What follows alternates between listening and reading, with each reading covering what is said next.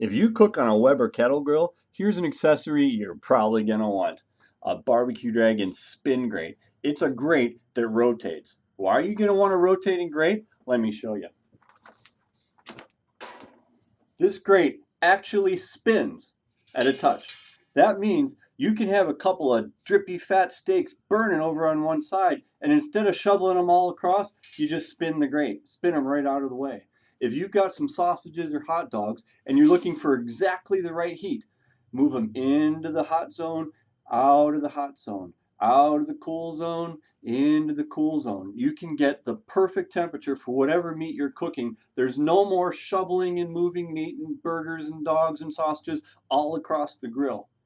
If your chicken is starting to drip fat and burn, just spin the chicken right out of the way, the fire goes out, and then you move the chicken right back into the perfect temperature. There is nothing like this accessory for a Weber kettle grill. Fits actually any brand 22-inch kettle, and it is an awesome accessory. It's made from chrome-plated steel, and it is a drop-in replacement for that 22-inch grate. It's on sale now. Check it out.